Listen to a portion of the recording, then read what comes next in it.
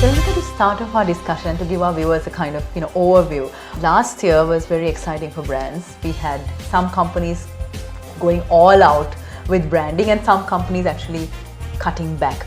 Right now, we are in January of 2025. How is the picture looking like? Most brands are navigating through an economic recovery, and that means there is a shift in consumer sentiments. And of course, the approach in how do we kind of be relevant to Gen Z, because it's a digital first world. I think that's the kind of landscape, and if you look at a brand and what consumers want, it is about purpose-driven brands. And then the most important trend, I believe, is being relevant to the Gen Z audience. So brands have to be more and more authentic, because they can kind of sense if the brand is not true to their DNA. How I see AI is an execution tool that helps your ideas better, that enhances your ideas and enhances your execution. There are many exciting things happening in the branding world. We spoke about all of this and more with Selonica Perumal. Stay tuned. For 30 years, LMD has been the voice of business in Sri Lanka, capturing the pulse of the nation's corporate landscape through its iconic covers. Each cover tells a story, from the first edition in 1994 to the present day, narrating key moments, leaders and trends that have shaped Sri Lanka's business ecosystem. Over the years, LMD covers have featured thought leaders, business pioneers and game-changing innovations, reflecting the evolution of industries and the economy. As we celebrate 30 years, these covers represent more than just publications. They are a testament to LMD's legacy of excellence in business journalism and its unwavering commitment to being Sri Lanka's leading voice of business. LMD, Sri Lanka's voice of business, a legacy of 30 years.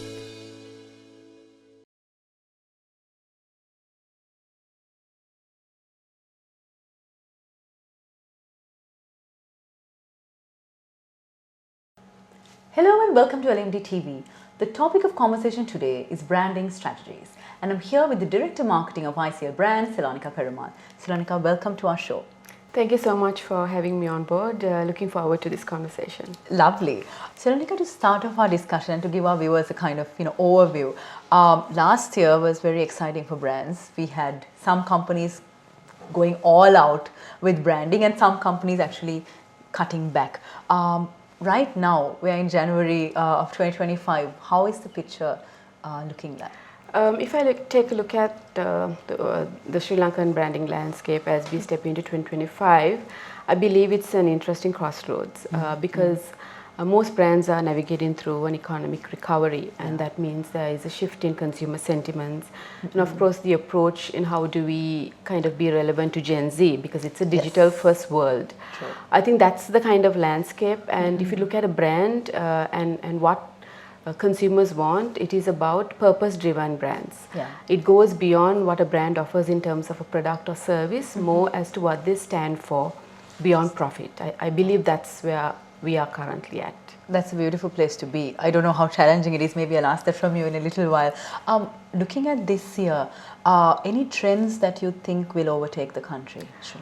I think, like I mentioned before, the purpose-driven branding would be a key trend that has happened. It happened a while ago, but I think it's more and more important now. And then the most important trend, I believe, is being relevant to the Gen Z audience.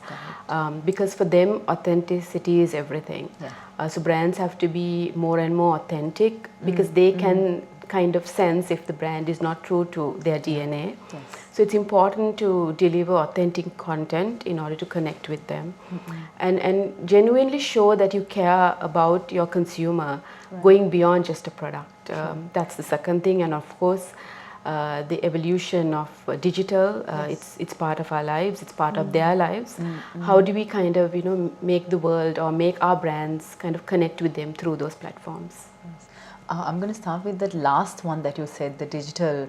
I think everything is changing so fast, and now everyone is trying to accelerate the operationalization of AI, and now we have DeepSeek, and then it's everywhere. So how is this race towards AI and all the developments that we're seeing, because now it's closer to people also. Absolutely. How is that impacting companies and their branding strategies? Okay, so I will draw from an example so I come from 20 years in advertising.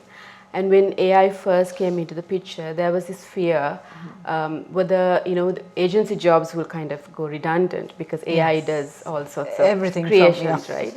But at the end of the day, how I see AI is an execution tool that helps your ideas better, that enhances your ideas and enhances your executions.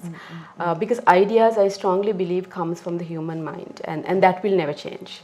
And an example that I can draw from is one of the most award-winning campaigns in Cannes last year, done for the women's football team by Orange in France. So one of their main objectives was to kind of draw in the attention that the male football club gets as much as the female club. But what they did was, I think they used AI to the best, the most amazing way possible. As fans, we like to see compilation of highlights.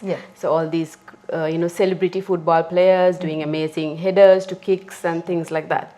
So they started off the film by having those clips, and then halfway through they stopped, saying this is not actually the male team that you see, and then they rewind to see all those kicks and moves and all those tricks were done by the female players, but with the help of AI, they changed the figures. And then the sign-off was that you need to support the women's team as well as the men's team, because they are equally talented and they equally need recognition. So I think there again the idea came from a human being, but it was executed. Yes, exactly. AI helped bring it to life the best way possible and created this whole wow effect that we don't see, because we always think that certain things can only be done by men and not necessarily women. And I thought it was a fantastic example of using digital, using AI to send a very strong message that would resonate with people. Wow, amazing. Selonica, you mentioned another trend, purpose-driven branding. Can we get some more insights on this and what it means and how companies are practicing? Okay, so globally there are many brands who practice purpose-driven branding and communication. For example, Dove with Real Beauty, and there's another clothing brand, Patagonia, that talks about how it goes beyond just being a brand. Locally, if I look at the brands that I work with at ICL, if you take Eva, we are a sanitary napkin brand, but how do we connect with the girl who is attending puberty at 13, and how do we become relevant to her as she navigates through life for the rest of 30 years or so until you hit menopause, right? So how do you go beyond a product? So that's something that we are very focused on, and how do we connect with them over those 3 decades? How do we help them navigate through womanhood? Is one thing that we are working on currently, and how we're going to connect with the brand and the consumer. And if I take a look at Black Knight, which is the #1 grooming brand in Sri Lanka, that is a legacy brand that's been in the country forever, right? So, and now it is about being relevant to Gen Zs again, right? And for them, it's not just about looking perfect. You need to feel good as well. So when it comes to grooming, the purpose of the brand is how do we kind of help them groom, not just physically, but mentally as well. Understanding modern masculinity, understanding what they need, and kind of being relevant. So all our comms are going to be supporting men in that way, which is what we feel that's important. And then if I take a look at our baby brand, Rebecca Lee has been with us for over 70 years. And how do we connect with the millennial moms? Because moms now are the millennial moms, right? And even though you have a plethora of information out there, how to navigate during the time you are pregnant, and how do you navigate through being a new mom, there's a lot of conversations around this. But as a brand, I feel it's important to start from conception itself. When I've realized now there's a baby growing in me, and how do I kind of navigate through. So that is how we feel that our brands can connect.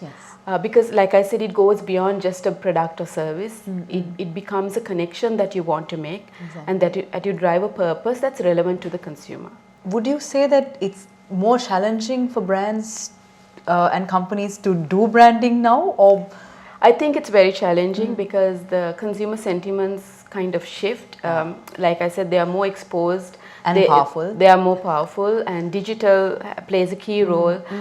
That's why I said authenticity is important, because consumers would believe, I mean, peer stories, peer recommendations, and versus what brands would talk. So brand talk versus kind of, you know, influencers or content creators or their peers. Yes. So they would kind of look at all different options before they make a purchase, because they have they're exposed to so much content. Yes. So as a brand, it's important that you start from being authentic, start from, you know, being first understanding whom we are talking to, Yes. understanding their pain points, pleasure points, and where we can connect. So I think if you start there, no matter which kind of era you need to navigate, I think you should be able to do it.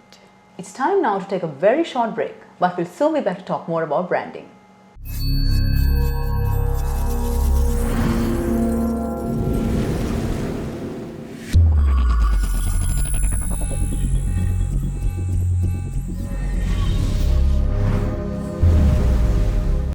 Display your brand message on digital screens at prime locations. The largest digital advertising network in Sri Lanka. Emerging Media. Welcome back to the show. We're in conversation with the Director of Marketing of ICL Brands Selonica Perumal. Talking about connections, I want to ask about another kind of connections. So these days, consumers, we have an online life, I would say, or an offline presence. You know, they are in both spheres. And how can brands really integrate these two lives of the consumer when they're formulating and implementing their strategies? So again, I think here you'd start with a very strong brand idea, which is media neutral. It doesn't matter which platform you want to connect with. Yeah. And if you have a very strong brand idea, and then you come up with a campaign idea that kind of resonates your brand idea, and then you look at your consumer journey, right? What are the different touch points? Where would they connect with you? Once you have figured out those consumer entry points that we call, then you see how to kind of connect with them in terms of your messaging. Okay. So whatever campaign that you do or brand activity that you do, your consumer might see it at different points. So you need to, number one, have one message that kind of resonates with them, so they constantly see it online, offline.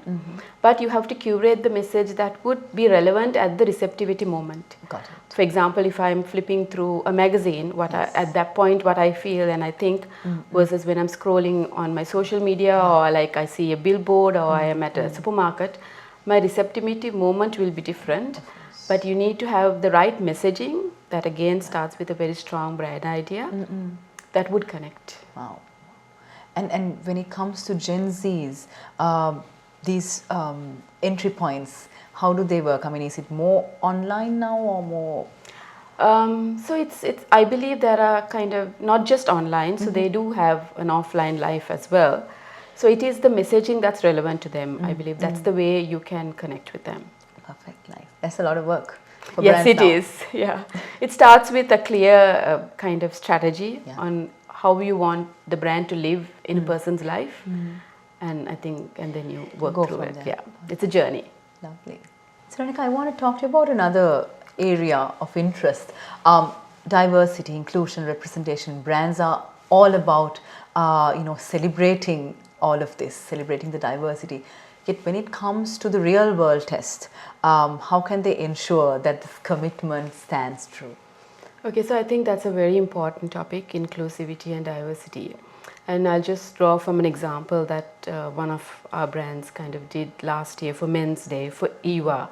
So it was the first feminine brand or female brand that acknowledged and appreciated men in their lives in order for them to kind of lead with confidence. The campaign was called Tell Him. I mean, you wouldn't see female brands acknowledging or appreciating men on Men's Day. Of course, you would see that happening on Women's Day or Mother's Day. But what we did was we got stories from different kind of age groups on how their dads or their brothers or their male friends have been their allies and supported them in their journey. and how that helped them kind of gain confidence, being able to kind of pursue what they wanted to do. So what we wanted to do was, even though it is a very kind of personal brand, which is Eva, to showcase that the men don't have to be enemies, that the men are allies and that they can support you. I think that's how we kind of looked at that campaign, and we got a lot of positive reviews. From the socially as well as from public, because it was not something that had been done before. Yes, and almost a taboo thing that is coming out. Yes. So we kind of flipped it in its head and said, okay, we need you. We need your support to navigate through our journey. And I mean, it got really good reviews, like I said, and that's a start. And even though it's just a small step, I believe it's a significant one, of course. Yeah, because we have so many people that have helped us through our careers, our lives, and that's important. It's not an us versus them kind of exactly thing. Yes. I believe in a world of collaboration, and that's the only way to succeed. Personally, and therefore even the brands, that's the way to go, I feel. Lovely. It's a lovely example. And how, I mean, is it easy for brands to get on with the diversity, commitment? I mean, what are the challenges that they might face? So I think it also depends on the brand. Some brands it might be more challenging, but some other brands it might be easier. It depends on the space you're playing in. Okay. You might be a male-centric brand or a female-centric brand, but how you create that messaging and create that connection is what matters. Again, it goes back to purpose-driven. Exactly. Yeah. It's been such a lovely conversation, but the time has flown, and I will have to let you go soon. But before that, as a last question, we talked a lot about branding strategies from a consumer's perspective, company's perspective. Looking at it from a country's perspective, if I ask you, I mean, Sri Lanka, we have an agenda of growth this year, and I think the years to come. And so we have to be able to manage international brands, local brands, regional brands, whilst uplifting the local aspect, just so to get that momentum towards growth. How can we do this? Because I'm sure it sounds easier said than done.